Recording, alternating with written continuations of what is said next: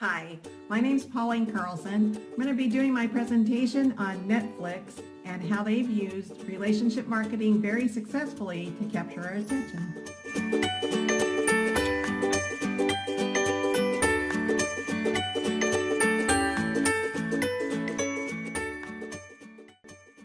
It used to be that if you wanted to watch a movie, you had to go to a theater to see it. You'd go with your family and friends, have a great time, and it was an experience we all remember. But then came Blockbuster, and Blockbuster was a great way to view videos at home. They gave us the convenience of being able to rent over the weekend a movie that we wanted to see with our friends and family. The problem was most of us would forget to return it, and we would end up with these outrageous fees. No more late fees! No more late fees! No more late fees! These two guys found a niche market. They realized that there was a better way for us to watch videos, and they created Netflix. It came about in 1997. Netflix gave us a couple different choices in how we wanted to rent our movies. One way, you could go online, find the movie that you wanted, and order it. That movie would then arrive in 1 to 2 days in your post office box. The other way, the more common way that we use now, is through live streaming. Now we just go online, either on our TV, on our phone, our tablet, or our computer, and we just find the movie that we want and hit play.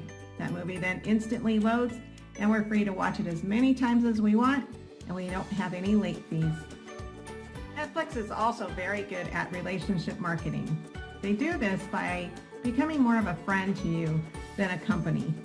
For instance, one time when I was up in Lake Tahoe, rented a few movies, had the DVDs there with me, left the one that was in the DVD player at the resort, came home, discovered it was missing, and thought, oh my gosh, now I'm going to have to pay for the entire movie.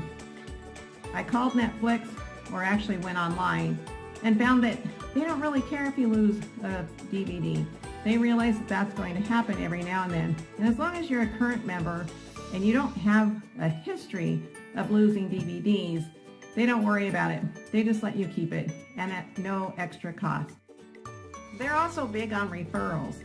Right from the beginning, if you got a subscription to Netflix and you then referred a friend who also got a subscription service, they would give you, as the original person, a month's subscription for free.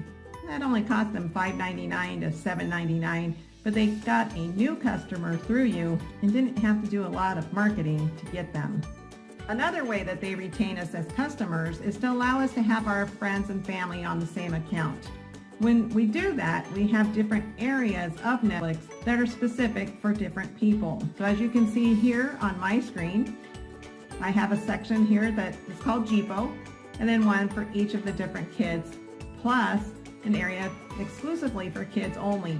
And that kids only area, it has kids content, of course, located in it and nothing else.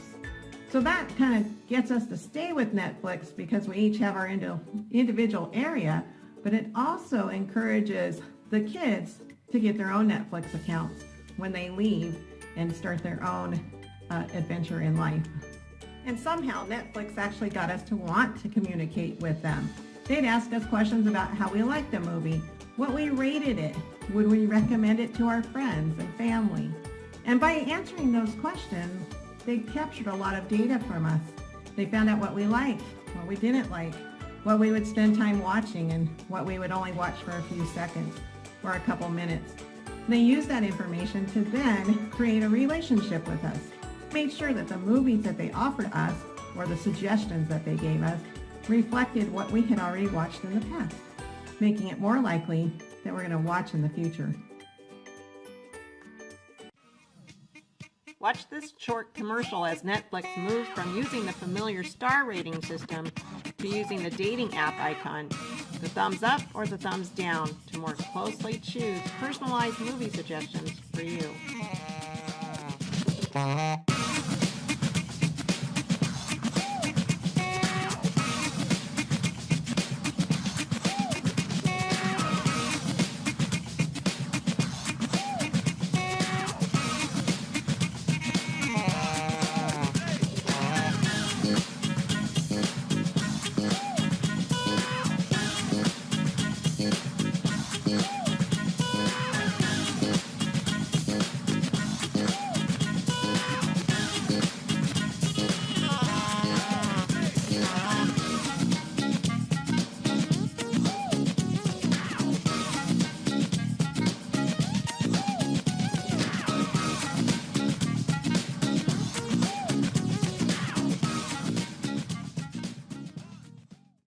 And the term binge watching, where did that come from?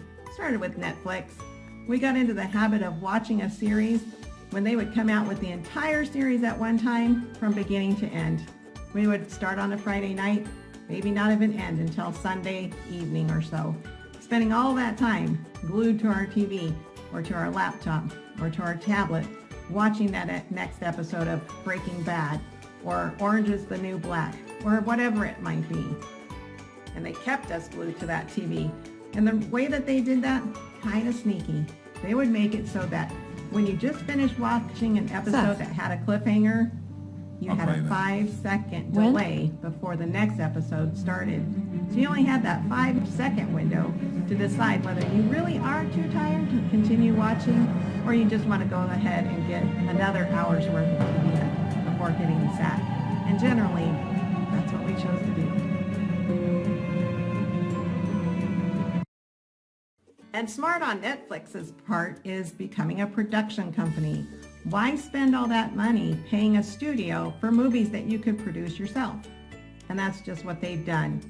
In recent years, they've created all kinds of Netflix originals, starting with House of Cards. Then Orange is the New Black. Some very popular episodes and series on Netflix have been produced by Netflix themselves. This gets our attention and gets us watching these new series, dedicating ourselves solely to Netflix and reducing the cost that they spend on getting that movie in the first place and then attracting us to it. If you think about it, it's pretty amazing how well Netflix has captured our attention and gotten us into a relationship with them, especially considering there's face-to-face contact with anyone from Netflix. We do everything online or through our computers, and we're happy with the service. We generally never have to give them a call or complain about anything to do with how we receive our movies. They're very intuitive to what we want and very responsive to give us what the community demands. So after all that time we've spent with Netflix and creating a relationship with them, we've come to use Netflix now as a household term. Everybody knows what Netflix is. Even little kids know what you mean when you say, let's turn on Netflix and find something to watch. They know right where to go, what buttons to press, and what movies they see on the screen in little squares. They realize that that's the movie that they want to watch. So it's becoming very common to know exactly what Netflix is and what it does. We even have memes out there that talk about Netflix. For instance, that age-old question that comes up for us so often, what do you want to do tonight, is now, well, commonly responded with Netflix and chill. So that is a term that has a couple strange connotations to it. We're going to address those in just a moment. Here's a little video that shows you what Reed Hastings thinks about that term, Netflix and chill.